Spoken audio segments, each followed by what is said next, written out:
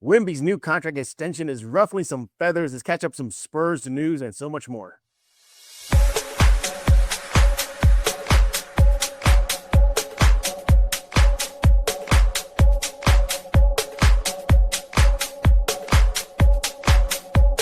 Welcome back to another episode of Spurs in Focus right here on YouTube, iTunes, Spotify, Amazon Podcasts. Pick a platform. We are there.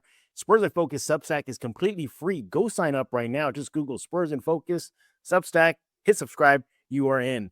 As always, I thank you for making Spurs in Focus your first and only spot for all things San Antonio Spurs. Come here first, every time, every week, every day for everything silver and black. My name is Jeff Garcia, longtime Spurs writer in San Antonio. What are we talking about today? Wemby's contract. You might be thinking, well, y'all just talked about it on Monday. No, apparently over the weekend, people had some thoughts about it in the last couple of days. And most, not all, but most people are saying, wait a minute, hold on. A player has to do what for a team to do what? Yeah, we're going to get into all that.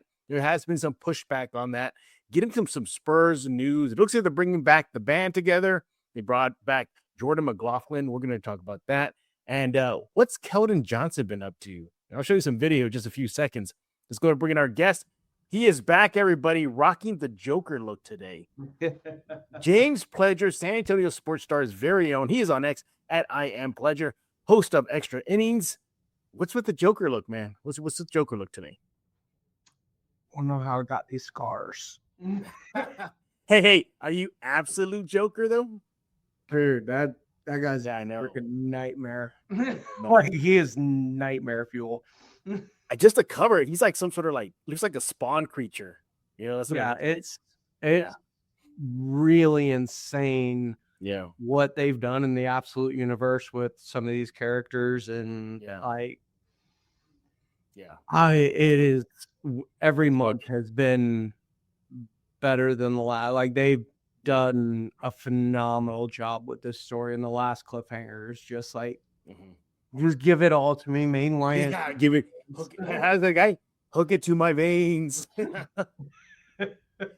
Well, you know they're coming out with Absolute Batman animated already. Like, that's the first one they're going to come out. Yeah, I'm very excited about that. I don't think so. By the way, another comic book suggestion if you're into horror comics, Ice Cream Man. Oh yeah. I know Ice Cream Man. Yeah, that's. You think Absolute World is wicked? No, Ice Cream Man is like times 1,000. But no, check it out, everybody. James, we're glad to have you back. It's the off season. It's not that I don't want you here. It's just it's the off season. Summer league. I get it. Yeah, but we didn't have big news on Friday. Late. We did get it late. Yeah, I'm glad you brought that up because we reacted to that on Monday, and now there's been some reaction to the signing that Victor Wembanyama did. Now, everybody, y'all know Vic reportedly 5-year deal, put $50 million left on the table, and that's exactly what got most people, not all, but most people upset.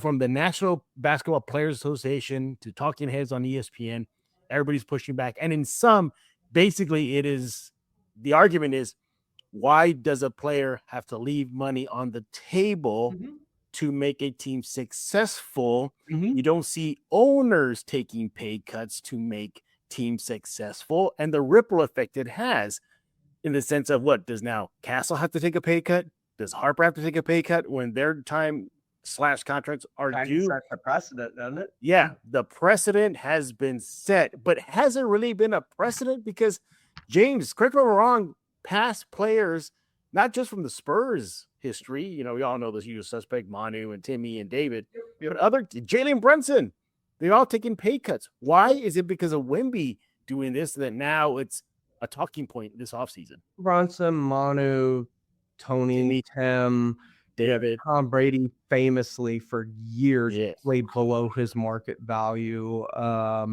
Josh Allen just took less money is probably the most recent example. But why is Victor Wembanyama the one that's getting the blowout for this? Why? I don't understand that more than anything. I think probably we saw his turn during the Western Conference and NBA Finals and kind of through the second half of the season almost villainish, right? And I think this kind of plays into that. And when you lean into that role, you have to be prepared for the blowback that role comes with. Like, that's part of it. It's like Draymond Green doesn't get the benefit of the doubt on a call because he's embraced the villain role. If you embrace the villain role, you have to be willing to embrace the villain consequences. But I understand both sides of this. Like, Victor wants to win titles, should be lauded for it. Yep. He shouldn't have to. Like, he doesn't, the thing doesn't have to get his money by taking $50 million less is preposterous. So that on its face is, I think, the thing most people, because they are right in a sense of like the NBA salary cap's going up, the player salaries are going up, and a lot of it is because guys are getting what they can. Like, you can see a lot of people leaving money on the table throughout the to where we're at 72 million per season right now for Supermax. Like, the reason it's there is because you didn't see people leaving money on the table, which is allows salaries to grow. And when players that should be making obviously more take less, it allows other teams to do the same thing of, like, whether it's on their own team or not. You're not worth more than Victor Wembanyama. Yeah. Yeah, you're right. So it kind of sets a precedence for their owners to pay less, and then the spiral effect, and that suppresses player salaries, which they fought to get them further up to where we're close to the 50-50 marker, I think, now when it comes to collective bargaining sharing in the NBA. But even then, like, you're talking about billionaires saving money for millionaire sacrifices. So think about it in parlance of your own job.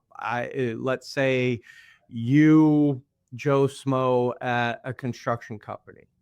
This project really needs to get done. It'll make the company millions of dollars and probably get them a contract with a company that goes even longer, that makes the firm lots of money. Are you going to take less so the company can succeed, that they can get this project done in time and finish under budget and all the things that need to happen? No, it's ridiculous. It's ridiculous on its face, and it's ridiculous on its face that we expect athletes to have to do this. It's a great gesture by Victor Wembanyama and his willingness, like he said, to me, I want to win everything. I want to win titles. I want to win MVPs. I want to win defense. I want it all. This is part of wanting it all, and having to make this sacrifice just proves how much he wants these other pieces. Yeah, absolutely. And the thing about it too is that, as you saw some of the other argument too, James, that is it also an indictment against the whole apron crap that everybody struggles with, team struggles with. Here's the big thing though, and this is what people don't talk about when saving you from the apron. Yeah, you're saving them from the apron. You know what he's saving? The Holtz millions of dollars, because that's where the penalties actually hit the owners.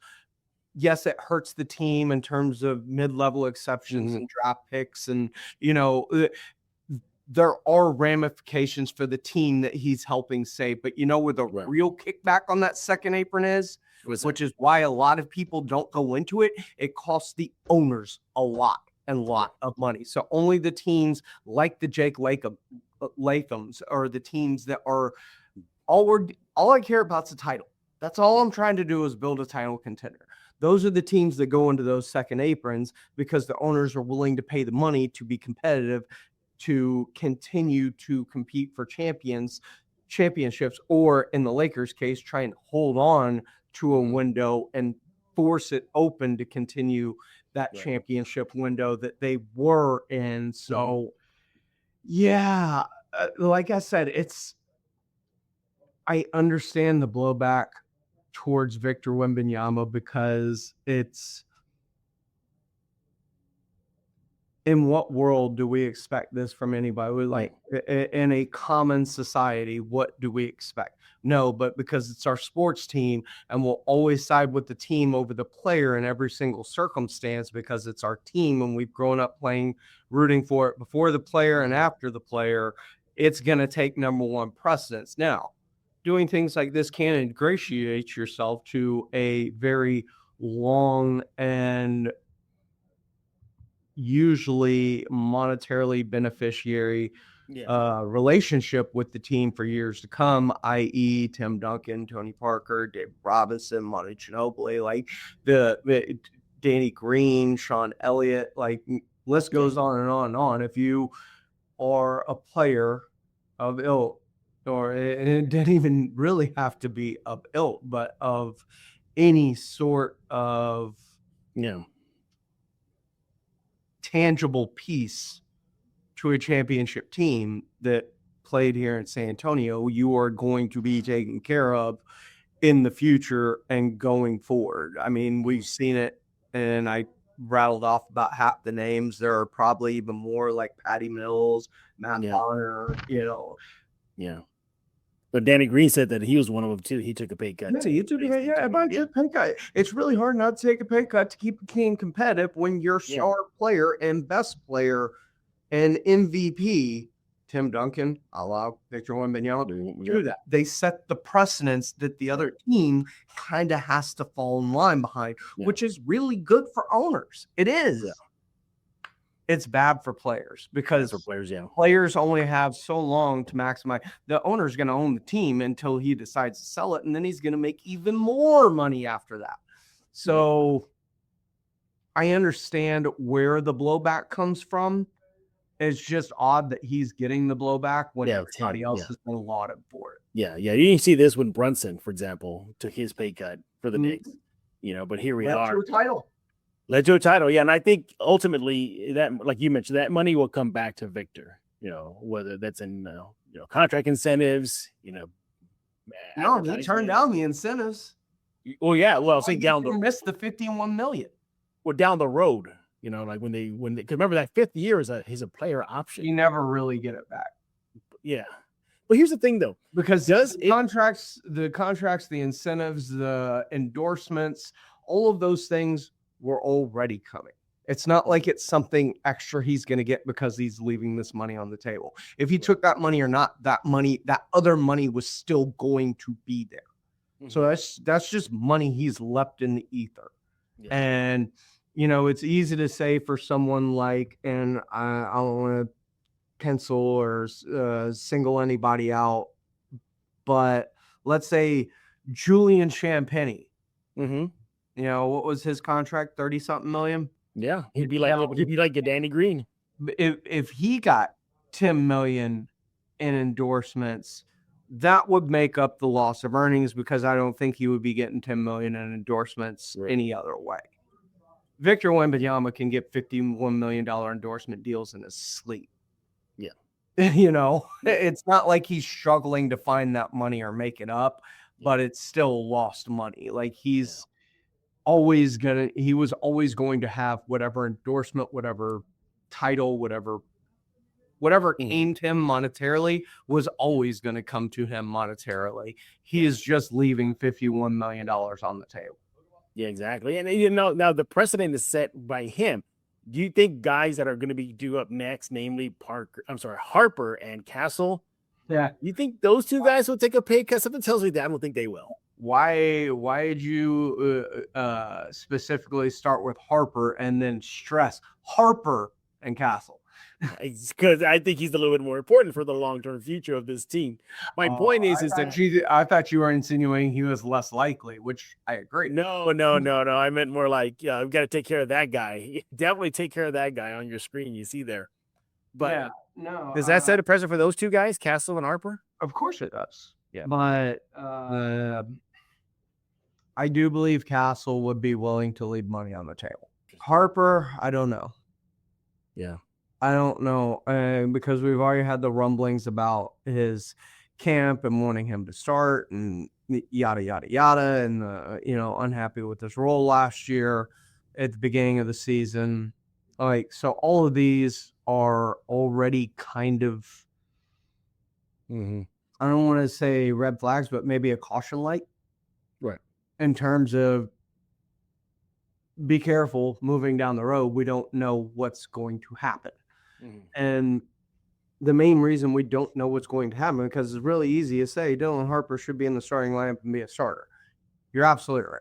He's not, though, because De'Aaron Fox is here, and De'Aaron Fox's extension starts this year. So there's at least 4 more years of De'Aaron Fox. So you're going to have to play jump rope with the line of either how you get him to accept a Manu Ginobili role in which he does come off the bench and is effective in that way. But at the same time, even with that Manu Ginobili role, you have to treat him like Manu Ginobili. He has to be in at the end of the game. You cannot, as you're watching a 29-point lead in the final, slip away, not let the player that it is in this series playing the best basketball, not on the court in the fourth. Better than Wemby, too. Continue to put in a guy who has struggled mightily outside of Game 7 of the NBA, the Western Conference Finals. Yeah, absolutely. It is interesting, though. Now, to be fair, and that's a coaching thing. Right. That's it. Thank you. That's a coaching thing, yes. But also, to be fair, there were those that applauded Victor, namely Rich Paul. Rich Paul applauded Victor and the Spurs for making that deal. And that's a guy who seeks the max for each and every client he has on his roster. So for Rich Paul to say, no, that was really good on the Spurs and Victor says a lot. But it is interesting, though, when Victor does it, it's like that line from Ghostbusters. Remember cats and dogs being friends? Like everything just went crazy. But here we are. But no, I ultimately think it is good on Vic to do that. He did not have to do that. He could have commanded the $300+ million. He could have demanded more than they could actually given him, and it would have been okay. Spurs fan would have been like, sure, find a way to pay him. Get a tree planting deal with aspiration. There you go. But it's a very interesting topic, especially in the offseason. Let us know what you think. Let Pledger know on X at I am Pledger. Let me know on X at Jeff G Spurs Zone. When we get back, we're going to catch up to Spurs news. McLaughlin's back. What does that mean? I know you're thinking of Jordan McLaughlin, but it does have a little bit of a ripple effect. Also, what's Keldon Johnson been up to, and what are y'all talking about over at the Spurs in Focus YouTube page? As the new leader of the Decepticons, I command you to subscribe to Spurs in Focus.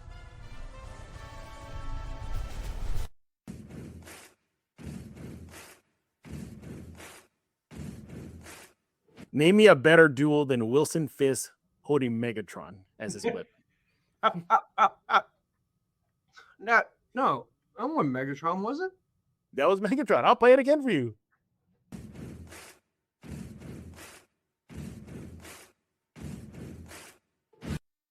Holding the gun, Megatron, the guy. That's right. You meant I was like, that was Starscream, wasn't it? No. He's literally holding Megatron. Yeah. I got it. That's dope. Yeah. That's dope. Yeah, exactly. We are back, everybody, here on Spurs in Focus.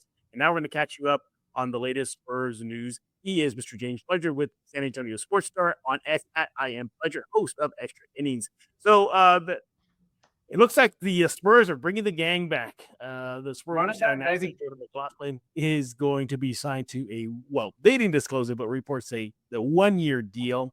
And you're thinking, okay, well, whoop-de-doo, great. Well, that all but says that probably the rookie, Gillespie, ain't going to be playing in San Antonio much, barring any type of significant injury. So for those Gillespie fans, probably might want to hold your breath and soak in Austin games versus any San Antonio games. But the bigger picture here is, and why we bring up Jordan McLaughlin also is that, as I said, they're bringing the gang back. Adding Billy Donovan helps, obviously. Adding Tobias Harris helps. But for the most part, they're running it back, James. Yeah. We talked about this. Me and you have talked about this on this show. What they did at the trade deadline, or what they didn't do at the trade deadline, to be more specific, and then the way that they finished the season. We said it's going to be interesting to see, because if they finish well, which they did, outside of a 5-game stretch in the NBA Finals, but team that was not expected to make it to the NBA Finals, makes it to the NBA Finals, plays extremely well, knocks off the defending champs en route. And I do believe because of the way they celebrated the Western Conference Finals, they, like we, thought that winning the Western Conference Finals was winning the NBA championship. We all talked about it. You and I talked about it. I think they fell victim to that. That being said, they played into the NBA Finals and were the favorites moving forward in the finals after winning game 2, I believe it was. So once series got to even, and when they had the 29-point lead, God, I can't believe they did that. They were the favorites of the series, by the way. So with that happening, there's no reason to think why wouldn't they run it back, because it worked, right? So the interesting thing's going to be what's the bottom of the roster chart look like? What happens in place of Olynyk, and do they bring? I think they bring back Biyombo. I think so not too. Certain. Yeah. David Jones Garcia, does he go to Olympiacos and play overseas, or does he continue to chase the NBA dream for the same amount of money? Because reportedly that's the offer on the table. It's basically the same money. One's in Greece, one's with the Spurs. One, you're going to be a superstar. One, you're probably going to be in Austin. But I also look at the Jordan McLaughlin re-signed in a different way. What were we saying for years and years and years? They need a point guard. No. They need veteran presence. They have so many guards. Yeah. Stop drafting guards. What are you doing? We can't keep drafting all these guards. They drafted a couple, well, one in the draft this past year. Yes, but he's not going to be on the team this year. Like you said, he'll be in Austin. I firmly believe that as well. Oh yeah, he'll definitely be there. Not only does Jordan McLaughlin bring back continuity and corporate knowledge and all those things that the Spurs so desperately love, he gives you another point guard. Because let's face it, you only have the 3. You have Fox, you have Castle, you have Harper. And we've seen at the beginning of the season, an injury to one of those can throw a lot of things into disarray. And especially when that guy, number 4, went out during the playoffs. Even in the postseason with De'Aaron Fox, we've seen the 20 turnovers in 2 games from Stephon Castle. And, it's there was, because they had drafted so many point guards in a row after Victor Wembanyama, there was this belief that they had too many guards. Let's go through. We went through 3 of the guards. Jordan McLaughlin's 4 of the guards. Do they have another guard on the Vassell? No, they don't. Well, as far as the main of the just guard, I guess Vassell. Okay. Sure. Yeah. That gives you 5. What have they done this offseason? Drafted guard. Champagne, forward. Carter Bryant, forward. Luke Cornett, center. Keldon Johnson, forward. Harrison Barnes, forward. They went out and signed Tobias Harris, power forward. They drafted Jane Quins and Terrace Reed Jr., forward. That's 5. Malik Brown in the second round, forward. Like, they have a gluttony up front now. There is a real depth, a backcourt depth. There is a glaring weakness, and you got a guy, sure, didn't even average 7 minutes a game, but shot 42.5% from 3, averaged over 2 points, averaged half a steal in those limited minutes in 44 games this season, and he obviously knows the system, will be better within the system after spending a couple of years here. I think it's a a solid re-signing that brings that knowledge of the system that they love so much. Yeah, absolutely. Again, obviously that was the biggest signal so far this offseason is they're running it back. They have every belief to that. Again, a team that took all the way to the NBA Finals, sure. Pan out. Running it back's a disrespectful way to say it because I don't think they are, because they've completely revamped their front court. I mean, for the most part, though, Darius Reed Jr., Jaden Quainitz, like they ain't gonna play. That's for sure. Reed's gonna get maybe some run in San Antonio. Play by All-Star break. You're the second guest we had on this show to say that they think he might be back sooner than later. Mm-hmm. Yeah, it's a meniscus. It's not as defaming as people are thinking. Like he's having a cleanup. He's not having a reconstruction. They're two different things. Yeah. So, but running it back is almost a backhanded thing to say because they're not. They have obviously reshaped it. They thought they knew what their downfall was, and they attacked that. I would have loved to have seen adding another shooter, but maybe because of the lack of guard play, you do see a bigger role from Jordan McLaughlin, who did shoot 42.5% from three this year, right? Like maybe his role increases the way we saw, say, a Patty Mills role increase throughout the year, or Danny Grant, like guys that they would bring on, groom, and then their roles would expand as they got better, more comfortable, and basically became savants of the system to where they knew where they had to be at all times and where the like once they get it like that, things kind of change and the Spurs lengthen that rope a little bit. I'm going to be very intrigued to see if Carter Bryant takes one of those jumps forward this season, because I do believe that Carter is a guy that can help space the floor. Well, there's interesting to see if where the minutes are going to go for Tobias Harris. Do they come from that guy, number 11 on your screen? Do they come from elsewhere? Because there's only so many minutes in game spread out. I don't know. That's the Spurs problem to figure out. Like there you go. They've got the pieces. Now it's up to Mitch Johnson to figure out how best to put those pieces in place. And then some people don't play, some people don't play. And oh well, SOL. But you cannot. And part of it too is also the ability to have the depth. We keep talking about the depth of this team. One injury to De'Aaron Fox, and we're talking about how short the bench is. They were at the guard spot. That was crazy. So that's part of it too, is like having all these, like there were injuries in the front court this year. Vic was down for a little bit. Luke Cornett missed some time. Like you had to end up adding a Biyombo and others during the course of the season because you got so skinny at the big position. So I could see we're keeping them all running like this, and some people are going to get a lot of minutes. Vic wore down at the end of the season. 38, 9 minutes per game. Are they trying to stretch out his minutes more throughout the regular season to make sure he's better rested for the postseason this year? That's been more out as well.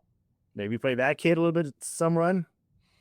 Darius Reed. I like I want to see him play with Vic though, because he does all the little things and the things that Vic doesn't necessarily want to do down low. Yeah. And it's the same. Tim Duncan. Yeah, Tim Duncan was the best center playing power forward I ever saw. But they have to bring in Oberto, a guy like Oberto, to do the dirty work. Nazi Muhammad, Misterovic, Malik, Francisco Ilsa. Like that was something that they did.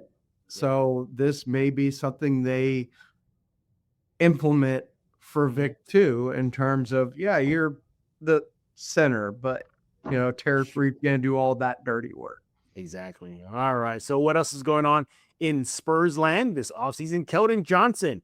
I know it's been like a month-ish since the season ended for San Antonio, but he must be dropping some weight pretty fast. He released video of himself in the boxing ring. He normally does boxing in the offseason. That's his thing. All right. But a lot of fans were kind of taking notice, like, wait a minute, KJ, you're no longer the big body. We got video of it. Let's check it out right now. Yeah. We checking in, man. We 2 days off, man. We fly to China, man. Y'all know what time it is. The KJ3 tour is live and well, killing us, ready to go, man. It's been an amazing offseason, but this is just the beginning days. We got a lot of things in store, man. Can't wait to show y'all guys. Let's go.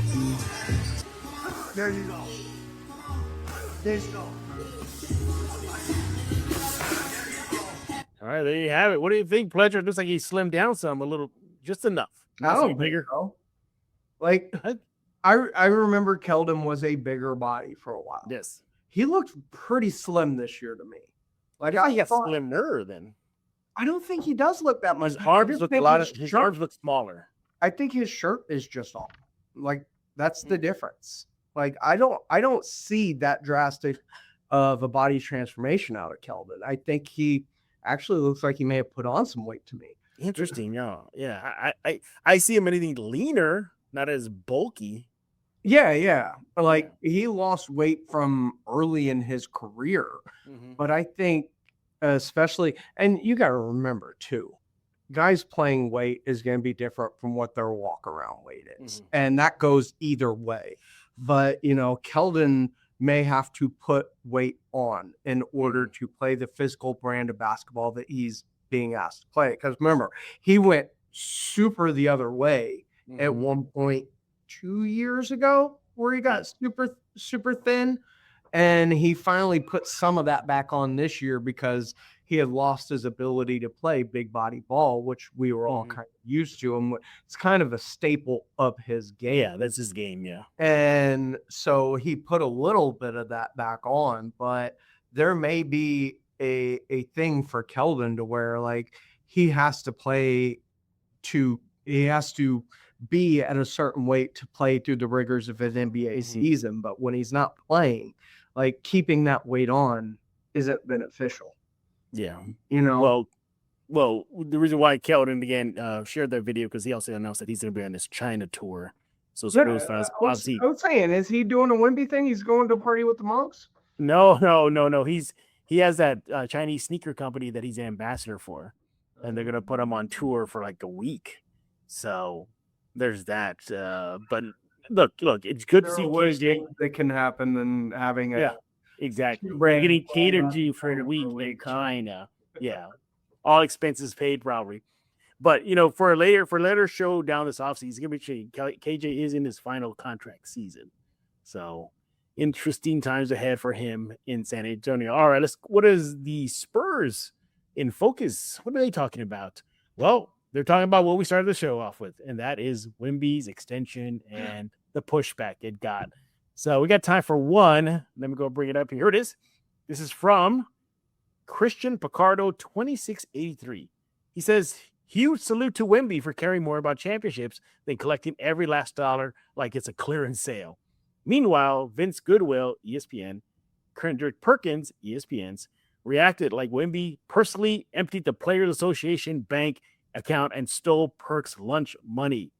Vince called it a bad precedent. Vince, the horrifying precedence of a superstar helping his team build a better roster. Somebody call the FBI and Perk, please relax. There you have it. Thank you, Christian. You left the entire novel. I wish I had time to read it all. But that's the gist earlier. I understand both sides of this thing. Like, yes, Wemby, by doing this, does kind of hurt the players in totality, because other general managers, other owners can look at Victor Wembanyama and go, you're not better than Victor Wembanyama. Why should I be paying you more than him? Yeah. When they're trying to get their money, because let's face it, championships aren't everybody's goal. Number one goal, let's say, right? It's wealth. Yeah. Accumulating wealth. And props to Victor for being able to do this. I will give him his flowers, his attaboy. I'm not going to denigrate what he's done, but what he has done, and I do remember there was a lot of grief about Tom Brady for his entire career taking less because it did suppress the market. And then when Tom Brady finally retired, you see the quarterback market blow up to $65 million, right? So because it's really easy when you're looking at a top tier player for an owner to go, you're not worth what he's worth. Yeah. And if he's taking less, why should I pay you more than him because he's better? Yeah. So, and it's not just Castle and Harper coming up. It's the entire NBA. It's every owner, every GM. So it does suppress what they built in terms, because we're talking about in actuality, billionaires versus millionaires. And we always side with the billionaires because the billionaires own our favorite franchise, even though half the time we hate the person that's in charge of the organization, right? Right. But not at San Antonio. Oh, obviously not. But you look around the league, most people hate their owners because not everybody wins 5 titles in 20 years, right? It's most teams go a long time without winning titles, and the fan base becomes very, very. Look at the Knicks just went through. Yes, James Dolan, or Jerry Jones, if you want to spend it towards the NFL. How many fans have clamored for Jerry to just go away? Yeah, it's never going to happen. There's only one way. He gets coughing, probably making decisions from heaven or wherever he lands up. That's the only way. Yeah. But my point is, we side with the people we hate to support the people we love. Because in actuality, the one thing we actually love is the team. The owner owns the team. The players just play for him. And we applaud them, and they should be applauded for taking less and doing things for the betterment of the team. The actuality is they should not be put in that situation to where they have to take less in order to make a sustainable team. It should be on the owner to pay for the pieces to put around the play. Yeah.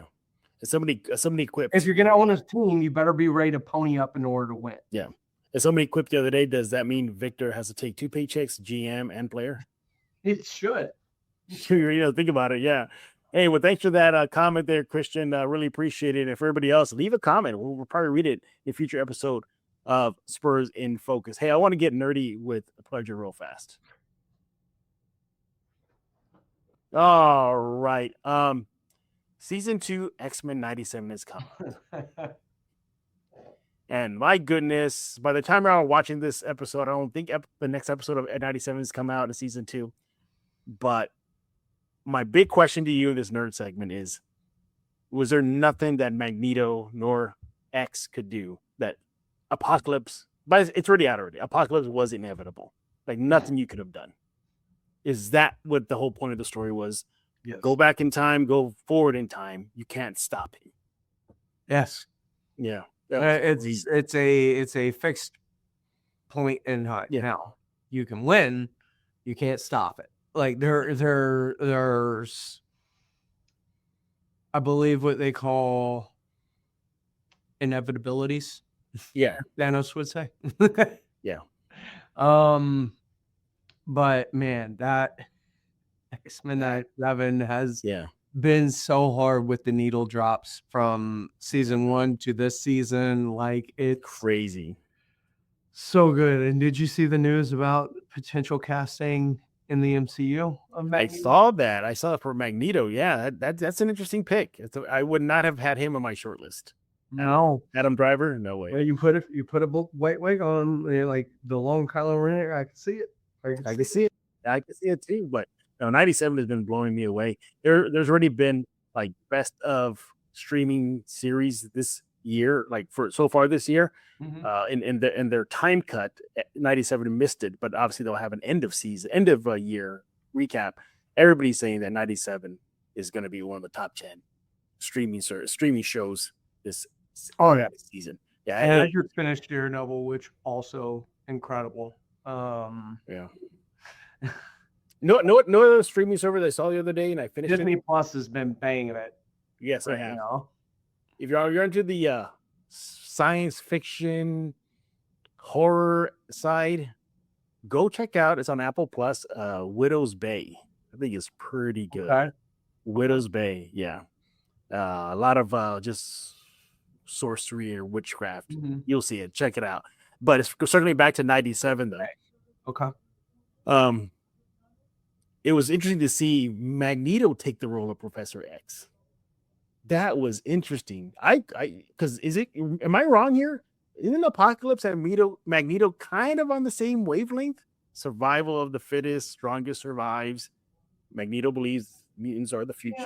Yeah, in recent years, Magneto has played jump rope, and they did build his character art to, with Xavier gone, kind of fill in as the Xavier role and embrace those ideals. And so he has, I mean, much like Magneto has kind of gone back and forth. We've seen the same with Cyclops in the comics recently, to where he has gone from leader of the X-Men to number one villain of the X-Men. So there has been some more ambiguity in how their roles have been perceived in recent years. I think they're just playing with that because it's fun to play with stuff like that, especially when you show the growth of how they get to those moments, the way Magneto did through season 1 and 2. So to that point. So I'm more interested in how they bring him back. Yeah. Well, I think we all know how he and X are coming back. I think we know. That'll be pretty cool because now Apocalypse is in trouble. Apocalypse is in trouble. Pretty cool. It's beyond cool. Awesome. It's going to be awesome. By the way, it was also good. It was also refreshing to see in a weird way just how much X was broken at the end of that series, that episode. Just how much he broke. Like you never see X break. He is firm, positive. We can't coexist. Mutants, everybody. But that's the first time I ever saw him just break and talk trash. Just talk trash. And just Apocalypse just broke his spirit. And the chills. Did you see that the Easter egg though that they already put out in the intro screen of the next episode? Oh yeah. They tease it already. They already said he's coming. And boy, is Apocalypse in trouble. He is Mr. James Pledger. Follow him on X at I am Pledger. I'm pretty sure you guys over at the Star are pretty busy. Not only you got training camp, NFL's kicking up. You got NBA offseason. Where LeBron's going to land, nobody knows. World Cup. You guys are busy at the Star, aren't y'all? Oh, yeah. And just face it, we are 2 weeks away from kicking into overdrive with training camps ready to kick in. Oh, yeah. And then right after that begins, NBA training camp starts. I can't believe it. It's going by fast, man. We're right there, man. And then we've got our fall golf tournament kind of finalizing.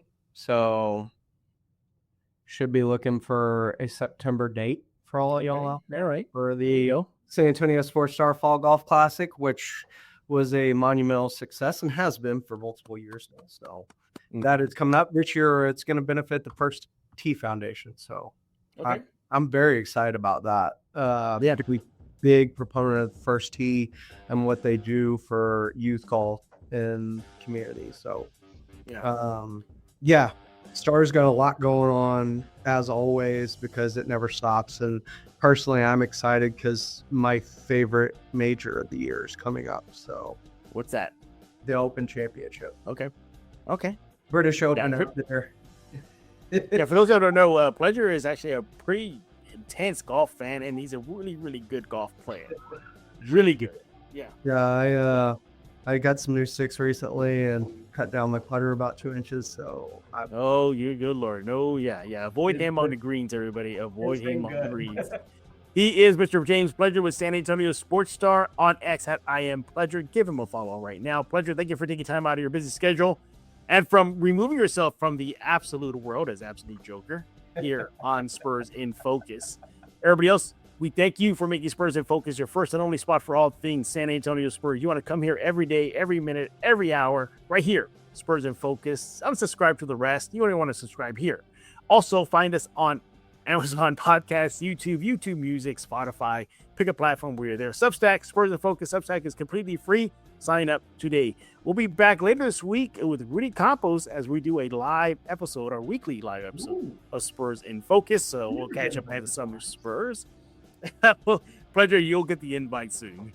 We'll get y'all caught up on what the Summer Spurs are up to, NBA news, probably more on the Wemby contract, so much more. That'll be coming up this week live. So tune in and join us. And as always, again, we thank you for making Spurs in Focus your first spot all the time. So for Mr. James Pleasure, I am Jeff Garcia, and now you're in focus. I love when Pleasure does that with Spurs in Focus.